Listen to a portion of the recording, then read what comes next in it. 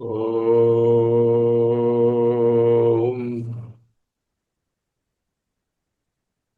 ఓం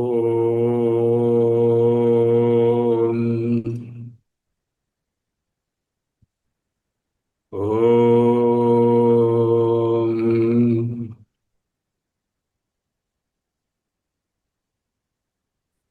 అహమస్మి అహమస్మి అహమస్మి సోహం సోహం సోహం అద్వైత వేదాంతానికి మకుటాయమానమైన పదము తత్వమసి.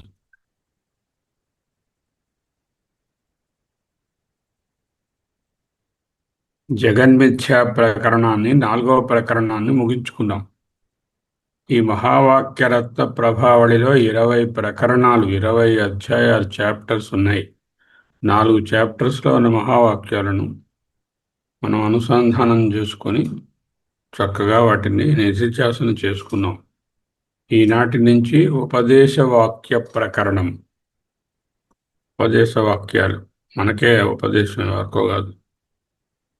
ఈ ఉపదేశ వాక్యాలలో తత్వమసి మించిన ఉపదేశ వాక్యం లేదు. సో దాంతోనే ప్రారంభిస్తున్నారు. ఈ వాక్యాన్ని మిగతా వాక్యాల్లాగా ఒక 25 నిమిషాలు, 30 నిమిషాలలో ముగించే పని లేదు. లోతుగా చూడాలి. ఎన్ని భాగాలు పడుతుందో తెలీదు. ఇవాళ నుంచి చేస్తూనే ఉంటాం ఈ వాక్యం అయ్యే వరకు. ఇవాళ మొదటి భాగాన్ని చూస్తాం. ఏమిటా వాక్యము? స య ఏషః అణిమయి ఏతత్ ఆత్మ్యమిదం సర్వం తత్ సత్యం సహ ఆత్మా తత్ త్వం అసి శ్వేతకేతో. ఒక్కొక్క పదము శిలాక్షరాలు. సయేషోణిమయి తదాత్మ్య సయేషోణిమయి తదాత్మ్యమిదం సర్వం తత్సత్యం సాత్మా తత్వమసి శ్వేతకేతో. సయ ఏషోణిమయి తదాత్మ్యం సర్వం తత్సత్యం స ఆత్మా తత్వమసి శ్వేతకేతో. ఉపదేశవాక్యం ఛాందోగ్యోపనిషత్తు 6వ అధ్యాయం. ఛాందోగ్యంలో 6వ అధ్యాయం అత్యంత ముఖ్యమైనది. ఇది 6, 11, 3 6వ అధ్యాయంలో 11వ ఖండంలో 3వ మంత్రంగా వస్తుంది. స య ఏషః అణిమయి ఏతత్ ఆత్మ్యమిదం సర్వం తత్ సత్యం స ఆత్మా తత్ త్వం అసి శ్వేతకేతో. గ్రూప్లో కూడా పెట్టాను ఈ వాక్యం. నేపథ్యం, బ్యాక్గ్రౌండ్ ఏంటంటే సత్ నుండి తత్వమసికి ప్రయాణం. సత్ బ్రహ్మ, త్వమసి నీవై ఉన్నావు. అంటే from the Brahman to the సాధక, బికాస్ బ్రహ్మ అండ్ సాధక ఆర్ నాట్ టూ అల్టిమేట్లీ. వేదాంతంలో ఉపనిషత్తులు కేవలం తాత్విక సిద్ధాంతాలను ప్రతిపాదించే ట్రీటీజెస్, వండర్ఫుల్ టెక్స్ట్లు కావు. Don't consider them as text books of Vedanta. They are not like that. అవి గురువు ప్రత్యక్ష అనుభవాన్ని శిష్యుని అంతఃకరణంలో మేలు కొలిపేటటువంటి జ్ఞాన ప్రబోధములు. ప్రచోదయాత్. అందుచేత ఉపనిషత్తుల బోధనలలో వాదం కంటే అనుభవము, శబ్దార్థం కంటే తాత్పర్యము, ప్రతిపాదించిన సిద్ధాంతం కంటే ఆత్మ సాక్షాత్కారము అత్యున్నతమైన. ఈ లక్షణం అత్యంత స్పష్టంగా వ్యక్తమయ్యేటటువంటి ఉపనిషత్తులలో ఛాందోగ్యంలో 6వ అధ్యాయం ఒకటి.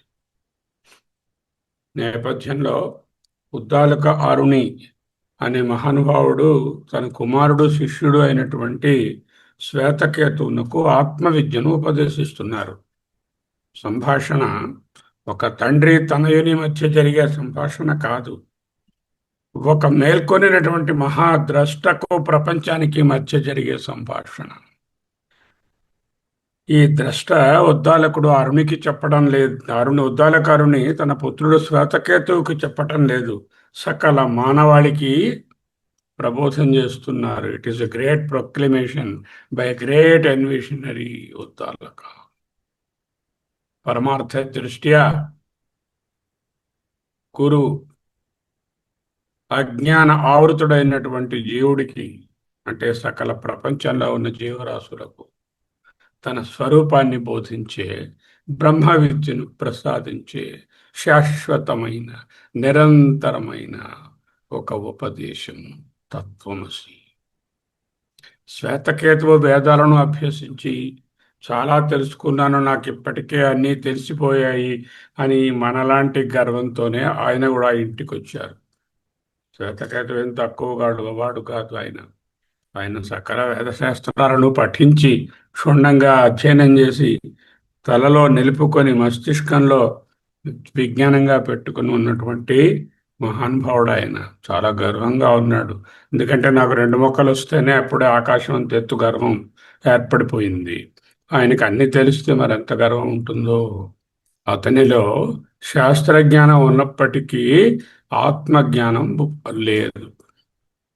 శంకర భగవత్పాదులు ఈ సందర్భాన్ని అత్యంత సూక్ష్మంగా వ్యాఖ్యానిస్తూ తత్వమసి అనే వ్యాఖ్యానికి ఒక్క పదాన్నే తీసుకుని ఆయన వాక్య వృత్తి అని ఒక ప్రకరణ గ్రంథాన్ని రచించారు. లఘువాక్య వృత్తి అని. సమయం ఉన్నప్పుడు ఆ లఘువాక్య వృత్తిని పూర్తిగా అధ్యయనం చేయడం చాలా అదృష్టం. అది తత్వమసి అనే ఒక్క పదము యొక్క విశ్లేషణ అయిన ఒక మొత్తం ప్రకరణ గ్రంథం లఘువాక్య వృత్తి. ఇక్కడ ఏం చెప్తారంటే శంకర భగవత్పాదుల భాష్యంలో వేదాధ్యయనం మాత్రమే మోక్షాన్ని ప్రసాదించదని, వేదాంత తాత్పర్యాన్ని గ్రహించిన అపరోక్ష జ్ఞానమే అవిద్యను నిర్మూలించగలదని, అవిద్యను నిర్మూలన తప్ప వేరే ఆత్మగా నీవు భాషించడానికి వేరే ఇంకొక అడ్డంకి లేదని బోధిస్తారు. అందుకే ఉద్దాలకుడు మొదట తన గర్వాన్ని తొలగించి తరువాత బ్రహ్మ విద్యకు యోగ్యునిగా తయారు చేస్తారు. ఇదే ఆ ఉపదేశ వాక్యం మొట్టమొదట బోధించినది. సదేవ సౌమ్య ఇదమగ్ర ఆసీత్ ఏకమేవా అద్వితీయం. ఈ ఒక్క వాక్యమే తరువాత వచ్చే తత్వమసి మహావాక్యానికి బీజ రూపం. ఉపనిషత్తు ప్రారంభంలోనే ఒక నిర్ణయాన్ని ప్రకటిస్తోంది. ఏమిటది?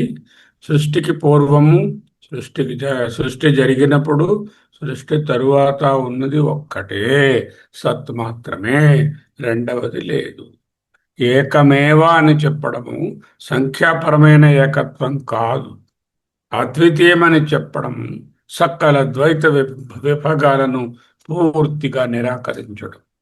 ఒకటి మాత్రమే ఉంది అని చెప్పడం సరిపోదు.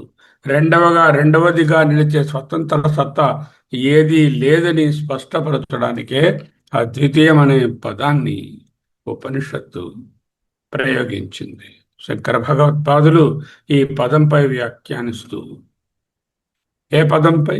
ఏకమేవా అద్వితీయం అనే మహావాక్య రూపమైన పదంపై బ్రహ్మానికి సజాతీయ విజాతీయ స్వగత భేదాలు ఏవీ లేవని నిరూపిస్తారు. చెప్పడం కాదు, ఈ ప్రూవ్స్ ఇన్ ది భాష్యం why there are no differences in Brahman. అంటే బ్రహ్మం అంటే మరొక బ్రహ్మం లేదు, బ్రహ్మానికి భిన్నమైన స్వతంత్ర వస్తువు లేదు, బ్రహ్మంలో కూడా ఏ విధమైన భాగము భేదము లేదు. This is what it meant by సజాతీయ విజాతీయ స్వగత భేదాలు. Again we are reminding ourselves, బ్రహ్మము కంటే మరొక బ్రహ్మము లేదు. బ్రహ్మానికి భిన్నమైనటువంటి ఇంకొక స్వతంత్ర సత్తా కలిగిన ఒకటి గాని అనేకం గాని వస్తువులు లేవు. బ్రహ్మంలో ఏ భాగము భేదము లేదు. ఈ మూడు భేదాల నివృత్తియే అహమస్మి అని తెలుసుకోవడం, తత్వమసి అని బోధించడం. ఓకేనా? అహమస్మి, అహమస్మి, అహమస్మి. ఇప్పుడు మీ మనసులలో ఒక ప్రశ్న ఉత్పన్నమైంది. ఒకవేళ సృష్టికి పూర్వము సదేవ సౌమ్యాయదమగ్ర ఆసీత్ అని ఉంది కదా, పూర్వం బ్రహ్మ ఉంది, కానీ మనం ఇప్పుడు అనుభవిస్తున్న ఈ అనేకత్వము మరి ఎక్కడి నుంచి వచ్చింది? ఉపనిషత్తు ఈ ప్రశ్నకు సమాధానంగా అనేక దృష్టాంతాలను ఉపయోగిస్తుంది. మట్టితోనున్న అన్ని పాత్రలు మట్టితోనే తయారవుతాయి. బంగారంతోనున్న అన్ని ఆభరణాలు బంగారమేగా ఉంటాయి. ఇనుముతో ఉన్నటువంటి నెయిల్ కట్టరు మొదలైన అనేక ఉపకరణాలు, uses the word nail cutter, నఖక్రంతనం అంటారు. నఖక్రంతనం అంటే నెయిల్ కట్టర్. ఇనుముతో ఉన్న ఉపకరణాలన్నీ రూపొందుతాయి. ఈ దృష్టాంతాలలో ప్రధాన ఉద్దేశం ఏమిటి? అనేక రూపాలుగా నగలున్నాయని, అనేక రూపాలుగా కుండలు ఉన్నాయని వివరించడం కాదు. కారణం తెలిసిన వానికి కార్యం కూడా తెలిసిపోతుంది అని స్థాపించాడు. దేనిని తెలుసుకుంటే సర్వం తెలిసినట్టు అవుతుందో అన్న దానికి ఆన్సర్. అందుకే ఉద్దాలక మహాముని ఆ ద్రష్ట ఇలా అంటున్నారు. వాచారంభణం వికారో నామధేయం మృత్తికాయిచ్చేవ సత్యం. పేర్లు, రూపాలు, వికారాలు అన్నీ నోటితో ఆరంభమయ్యే మాట మాత్రమే. వాస్తవంగా ఉన్నది మట్టే. ఈ సిద్ధాంతాన్ని బంగారము, ఇనుము, ఇతర దృష్టాంతాలతో మరింత బలపరుస్తారు ఆయన. శంకర భాష్యం ఈ దృష్టాంతాల ఉద్దేశ్యం సృష్టి ప్రక్రియను వివరించడం కాదు, కార్యానికి కారణం నుండి స్వతంత్ర సత్తా లేదని నిరూపించడం. అంటే ఈ కుండకు వేరే మట్టి కంటే స్వతంత్ర సత్తా లేదని, గొలుసు నెక్లెస్కు బంగారం కంటే స్వతంత్ర సత్తా లేదని, బ్రహ్మం కంటే ఈ ప్రపంచానికి, మీకు, నాకు, దేనికి కూడా స్వతంత్రమైన సత్తా లేదని తార్కికంగా నిరూపించడు. అదేవిధంగా జగత్తుకు కూడా బ్రహ్మానికి భిన్నమైన స్వతంత్ర సత్తా లేదు. నామరూపాల ఆధారంగా భేదం కనిపించినప్పటికీ, అనిపించినప్పటికీ సత్తా రూపంలో అన్నీ బ్రహ్మమే. అయితే ఏమిటి ప్రాబ్లము? ఈ అవగాహన జీరో మనకి. అందువలననే జీవుడు నామరూపాల మీద అంత పట్టుకుని వేలాడుతున్నాడు. నా పేరు నా గొప్ప అంటుంది. పరమసత్యంగా నామరూపాలను భావించి దానికి కనెక్టెడ్గా ఉన్న ఇతర సంపదలను ఎట్సెట్రాని అత్యంత నిత్యంగా భావించి సంసార బంధనంలో ఇరుక్కుంటున్నాడు. ఈ సిద్ధాంతాన్ని మరింత సులభంగా అర్థమయ్యేటట్లు చేయడానికి ఉపనిషత్తు అనేక పుష్పాల నుండి సేకరించిన తేనెలు అన్నీ కలిసిన తరువాత ఒక్కటే తేనె. దీనిని గులాబీ పువ్వు నుంచి వచ్చినది, మల్లె పువ్వు నుంచి వచ్చినది, శర్మగారి తోటలోంచి వచ్చినది అని చెప్పడానికి వీలు పడదు. అనేక నదులు వేరువేరు పేర్లతో వ్యవహరింపబడుతున్నా సముద్రాన్ని చేరిన పిదప అవి నామరూప విహాయ ఒక్కటే అవుతాయి. వృక్షం, వట బీజం, ఉప్పు నీరు వంటి అనేక ప్రసిద్ధ దృష్టాంతాలను వరుసగా వివరిస్తుంది. ప్రతి దృష్టాంతంలో కేంద్రమైనటువంటి సత్యం ఒక్కటే. ఉన్నది బ్రహ్మమే. సర్వం ఆ బ్రహ్మ యొక్క కల్పనయే, కలన. దేశకాల కలన, మాయా కల్పిత దేశకాల కలన, వైచిత్ర్య చిత్రీకృతం. వైచిత్ర్యం అంటే మల్టిప్లిసిటీ, నిన్న చూసాం. వైచిత్ర్య అంటే ప్లురాలిటీ, అనుభవ వైచిత్ర్యం, ద ప్లురాలిటీ ఆఫ్ కాగ్నిషన్. చిత్రీకృతం, it has been painted like that. The painting is not real, the canvas is the real.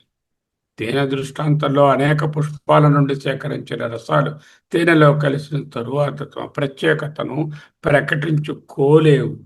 నదుల దృష్టాంతంలో గంగా, యమున, గోదావరి వంటి నదులు సముద్రంలో కలిసిన తరువాత తమ తమ పేర్లను కోల్పోతాయి, సముద్ర జలమనే అనబడతాయి.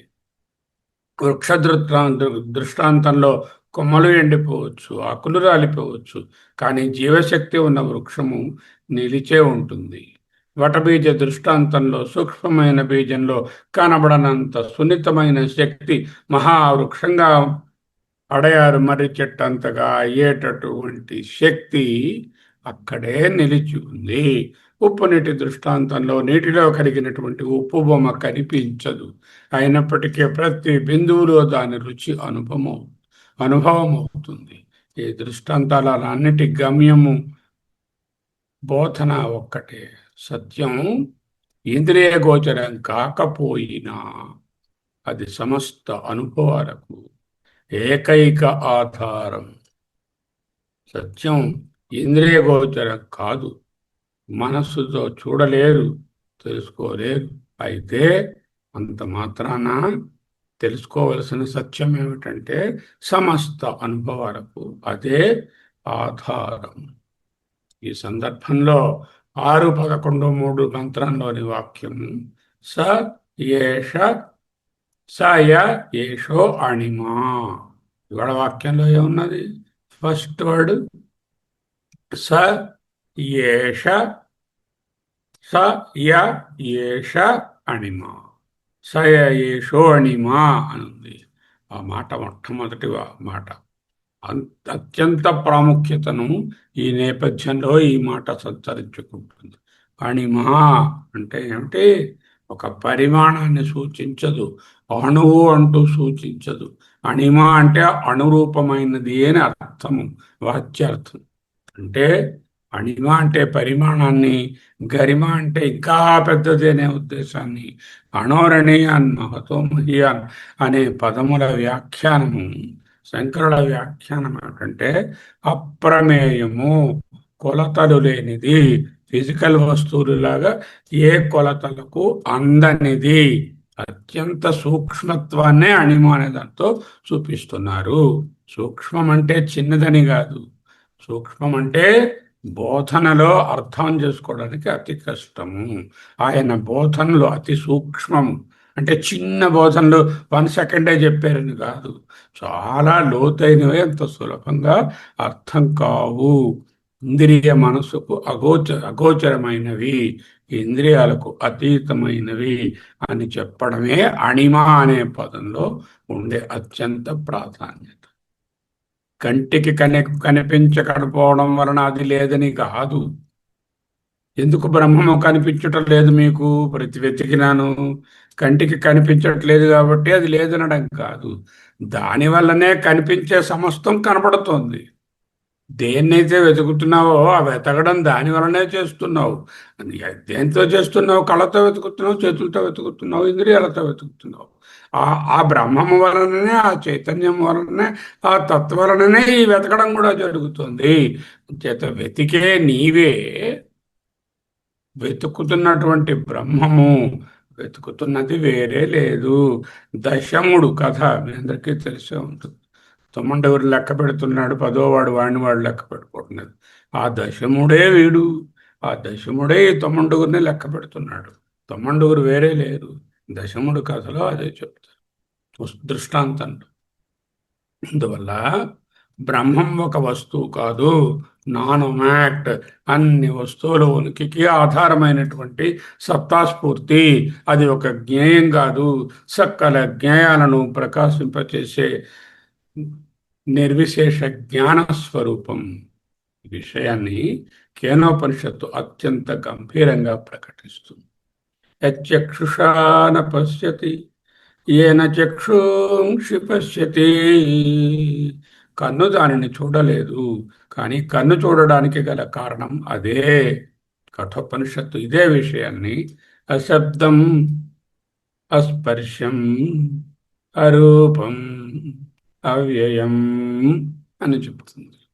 మాండూక్యోపనిషత్తు ఏం చెప్పింది?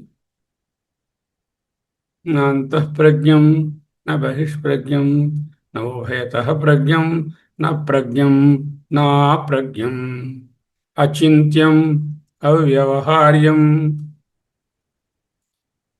అంటూ ఏకాత్మ ప్రత్యసారం శాంతం శివం అద్వైతం ప్రపంచోపశమం అంటూ బోధించింది Mundakopanishad.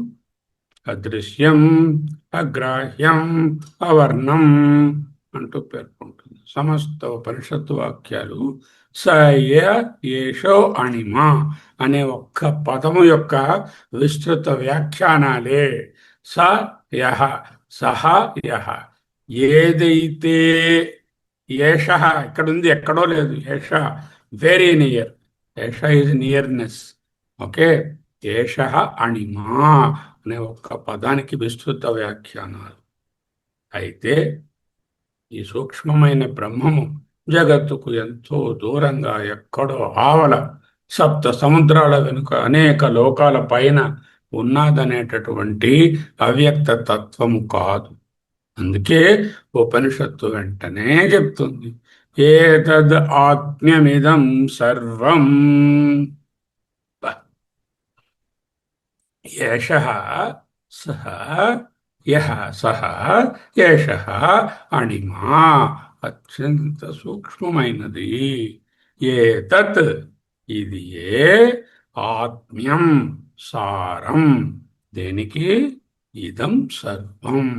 This is the only essence of everything name form in this whole universe. ఈ వాక్యాన్ని అర్థం చేసుకోకపోతే, ఏతదాత్మ్యమిదం సర్వమని అర్థం చేసుకోకుండా ఉంటే అద్వైత వేదాంతము గ్రహింపబడదు. ఈ జగత్తులో బ్రహ్మం ఉంది, బ్రహ్మం ఒక చోట ఉన్నది ఒక ఆమె, ఒక ఆయన. జగత్తులో బ్రహ్మం ఉన్నారు, జగత్తు కూడా ఉంది అనేటటువంటి భావన కాదు. ఏతత్ ఈ బ్రహ్మమే, ఈ ఆత్మయే, ఇదం సర్వం ఈ ప్రపంచమునకంతటికి ఆత్మ్యం సారం. ఆత్మ అంటే వ్యాపించి ఉన్నది. ఆత్మకు 3 అర్థాలు ఉన్నాయి. వ్యాపన, యాదప్తే, ఆప్నోతి. అంటే సర్వమునకు సారము ఈ బ్రహ్మమే ఉన్నది. సారం అంటే ఏమిటండి? అది లేకపోతే ఆ వస్తువు ఉండదు, దాన్ని సారం అంటారు. ఉప్పు లేకపోతే దాన్ని ఉప్పు అనరు, తీపి లేకపోతే దాన్ని పంచదార అనరు, బంగారం లేకపోతే దాన్ని ఆభరణం అనరు. ఏదైతే లేకపోతే అది వస్తువు నిలవదో అది సారం. మీలో ఏదైతే, మీలోని నాలోని ఏదైతే లేకపోతే నేనంటూ ఈ ఎక్స్టర్నల్ అపీరెన్స్ నిలవదో అదే సారం. జగత్తులో బ్రహ్మ ఉందండి, నాలో ఆత్మ ఉందండి, తప్పు. జగత్తే బ్రహ్మము, నేనే బ్రహ్మ. ఆత్మ is inside me, wrong. Just like I have a heart inside me, it is not like that. Every అణువున ఉన్నది ఆత్మయే. అణువున వెలసిన దేవ. ఇక్కడ దేవ అంటే ఆత్మ అనే అర్థం. ఓకే, జగత్తుకు ఆత్మగా ఉన్నది బ్రహ్మయే. ఏతదాత్మ్యం ఇదం సర్వం. శరీరానికి ఆత్మ ఉన్నది చెప్పకూడదు, ఆ ఆత్మలోనే అన్ని ఉన్నాయి. గ్లాసులో స్పేస్ ఉంది అని చెప్పకూడదు, స్పేస్లోనే గ్లాసుతో పాటుగా సకల వస్తువులు ఉన్నాయి. నామరూపోపాత్మక జగత్తుకు ఆత్మ బ్రహ్మం.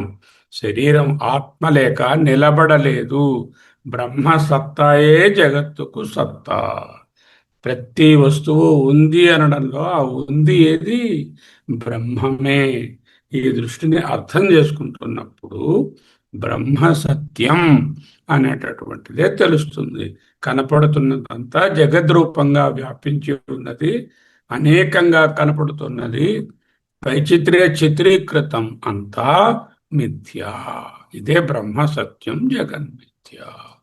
మిథ్య అంటే జగత్తు లేదని కాదు, బ్రహ్మానికి స్వతంత్రంగా వేరేగా బ్రహ్మము కంటే ఉన్నది అనే అర్థం లేదు. కలలో కనిపించే ప్రపంచం నిద్రలో అనుభవం అవుతుంది, మేల్కొన్న తరువాత స్వతంత్ర సత్యం కాదు. అలాగే బ్రహ్మ జ్ఞానోదయానికి ముందు జగత్తు పరమసత్యంగా అనిపిస్తుంది. జ్ఞానానంతరం జగత్ ఎక్కడికి పోదు, అలాగే ఉంటుంది. అది బ్రహ్మస్వరూపంగా కనిపిస్తుంది. నామరూపాలు వ్యవహారమని తెలుస్తుంది. ఈ సూక్ష్మమైన వివేచనను చేయగలిగిన వాడే ఒక రమణ మహర్షి, ఒక శంకర భగవత్పాదుడు, ఒక విద్యారణ్య స్వామి, ఒక సచ్చిదానంద సరస్వతి, ఒక యోగి, జ్ఞాని. ఏతదాత్మ్యమిదం సర్వం అనే ఉపనిషత్తు వాక్యపు మహిమ హృదయంలో నిలబడి ఎప్పుడు స్ఫురణగా ప్రతిఫలిస్తూ ఉంటుంది. ఈ విధంగా 6వ అధ్యాయం మొదటి భాగం సత్ అనే పరమసత్యాన్ని స్థాపిస్తుంది. తరువాతి దృష్టాంతాలు జగత్తుకు స్వతంత్ర సత్తా లేదు, లేదని నిరూపిస్తాయి. చివరకు సయ ఏషో అణిమ ద్వారా ఆ సత్యం ఇంద్రియాలకు అతీతమైన శుద్ధ చైతన్యమని, సూక్ష్మాతి సూక్ష్మమని వెల్లడించి ఏతదాత్మ్యం ఇదం సర్వం అనే ప్రొక్లిమేషన్ ద్వారా ఆ చైతన్యం సమస్త విశ్వానికి అంతరాత్మయని నిర్ధారిస్తుంది. ఈ స్థాయికి శిష్యుని మనసు సిద్ధమైన తరువాత మాత్రమే పరమోపదేశమైనటువంటి తత్వమసి శతకేతో అనే మహావాక్యాన్ని ఉచ్చరిస్తారు. అందువలన తత్వమసి ఏదో ఆకస్మికంగా పలికినటువంటి ఒక మాట కాదు. ఉపనిషత్తంతా నిర్మించినటువంటి తాత్విక శిఖరాగ్రమే తత్వమసి. అహమస్మి, అహమస్మి, అహమస్మి. తరువాతి భాగము రేపు కొనసాగించుకుందాం. ఇప్పుడు చెప్పినట్టుగా ఎన్ని భాగాలు అవుతుందో చూడవద్దు. ఎంత లోతుగా ఈ తత్వమసి మహావాక్యాన్ని జీర్ణించుకున్నాము, ఎస్సిమ్యులేట్ చేసుకున్నాము అనేదే ప్రక్రియ. అందుకున్న వాళ్లకు అందినంత, అందని వాళ్లకు ఏది ఉండదు. అందుకోండి ఉద్దాలకుని మహాప్రబోధాన్ని.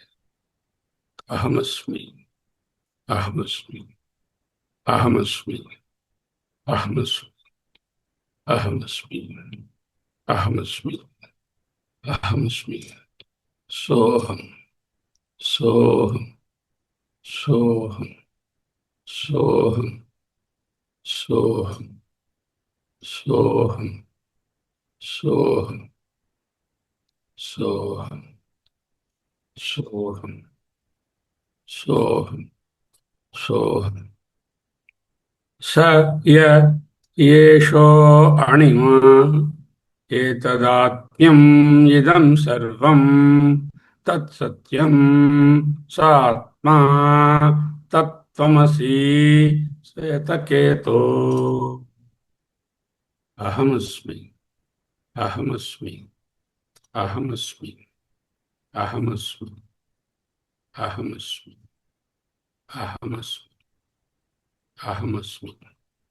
సోహం, సోహం, సోహం, సోహం, సోహం, సోహం, సోహం, శివోహం, శివోహం, సోహం, సోహం.